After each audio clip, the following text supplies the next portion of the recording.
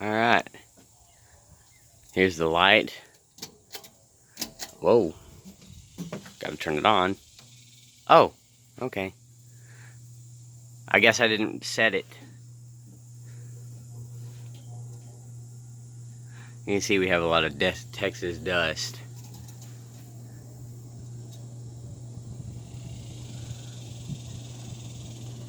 But yeah, if you watched part 1, I showed why it has different blades, and I explained how I think that happened. On this side, we're still good over here. But that side's broke.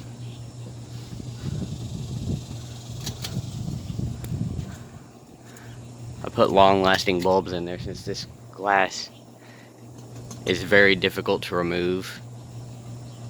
That's why I like the new ones where you slide it, because it's just got a lip all the way around like a regular schoolhouse or dome light. And it's very difficult to get it lined up right. But this lasted out here 18 years. This thing's only ever run on high.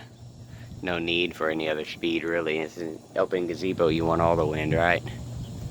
Alright, thanks for watching. Bye.